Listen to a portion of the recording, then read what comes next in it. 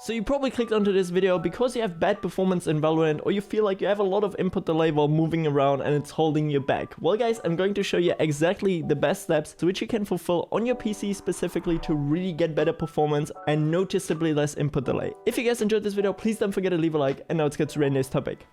So guys, in the first place, once we are now in Valorant itself, of course make sure that you're playing on full screen, guys. This mode is going to give you the least amount of input delay. I know a lot of people love to put it on windowed full screen because you can tap out easier, but trust me, full screen will make a difference, guys. If you're really trying to go for the least amount of input delay, then of course make sure that you select your main resolution, which you're playing right now on. For me, it's native. I know a lot of people like to play on a stretch resolution. That's all up to you guys. That's personal preference. But what I want to talk about, guys, super important is you can see here right now I'm playing on a 360Hz monitor, which is the brand new Zoe XL 2566K, the monitor with the best motion clarity and the least amount of input latency. But what I want to show you is when we're gonna go to maximum FPS always, we can see I got it capped on 400. I'm right now rocking a RTX 3070 Ti, so therefore I could probably get a lot more, guys, but what I want to prevent is thermal throttling. Let's just say that my display is 360Hz. Why would I need 500, 600, 800 FPS? It doesn't make sense, guys. You're just gonna let your PC overheat over time, and let's just say that you're playing at the weekends, I don't know, for multiple hours or whenever, you know, you're just gonna cause additional thermal throttling, which might in the end cause your FPS stutter and therefore also lower FPS on average.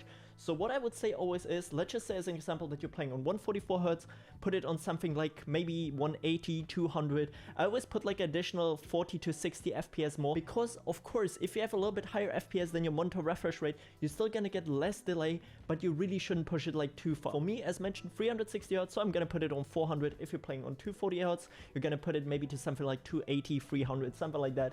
But yeah, then you're basically already on the safe side. And for the final step, we're gonna take a look here as well on the NVIDIA Reflex Low Latency mode, because this one can actually give you a bunch of less input delay, guys. We basically have something like GPU acceleration in your windows. This is basically like an extra mode only for NVIDIA GPUs, which can give you less latency in most of the modern titles right now, guys. And I have to say the difference is actually huge. I'm going to show you later on as well what you can change straight up on your monitor, or what I would recommend you, but definitely make sure to enable this one if it's available for you. And once we now go over here to graphics quality, guys, you can see in the first place multi-threaded rendering is actually enabled. And what this basically means is if you have a CPU with more than 4 cores and 4 threads, let's just say something like an i7 with maybe like 8 cores, 16 threads, or Ryzen 5 with 6 cores, 12 threads, then you should definitely enable this, because it allows basically Valorant to put all the strength across multiple cores on your CPU, which will result in better and more stable performance. Therefore, definitely make sure to enable this if you have more than 4 cores and 4 threads, guys.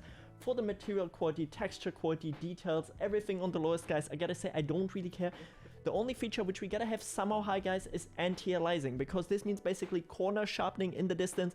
You know, sometimes, especially if you're looking like over longer distance, you might notice that if you put it on off, some of the like corners are a little bit wobbly and stuff like that. You know, they're not sharp. You can't really spot if there's an enemy in front of it, behind it, whatever. So therefore, that's the only option which I would really recommend you guys. Anti-aliasing, put it to MSAA 2x or 4x, guys. Those are the best ones. If your PC is a little bit stronger, put it to 4x. If you're like more on the mid, low-end budget PC, put it onto 2x. Even here on my current PC, guys, I love to keep it on 2x because yeah, it just gives me like nice FPS still, but the picture is super sharp.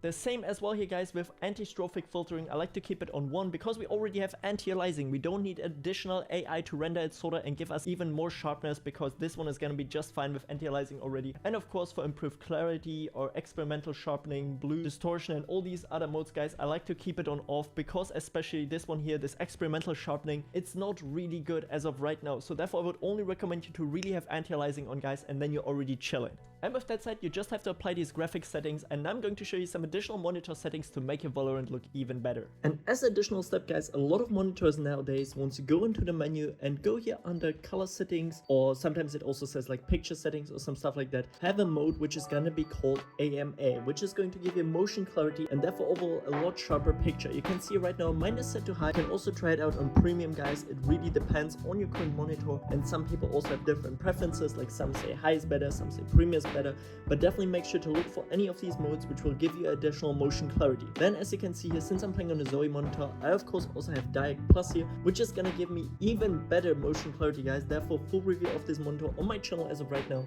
And especially once you're already here under the color settings, a lot of monitors as well have a different type of color temperature. You can see now reddish is gonna look a lot different than maybe bluish. You can straight up see the difference, yeah? And to really show you now the difference between all of these color modes, guys, we have it now normal, and once we put it onto bluish, you can straight up notice is the difference. It's a little bit less saturated, guys. If you put it on reddish, it's really high saturated. This is all personal preference, guys. Personally, for me, I would say bluish looks the best. I'm gonna swap here through. You can straight up see the difference. Yeah, reddish is like super saturated colors, especially orange and red and yellow colors. You know, these warm colors are super popping out here, are super vibrant. But yeah, bluish just looks the best in my opinion overall. So therefore, make sure to apply it. And yeah, then we're basically done. And as a final step, guys, I can only recommend you to click onto this video right now here on screen, where I show you the best updated NVIDIA control panel settings for maximum visibility, better performance, and less input delay.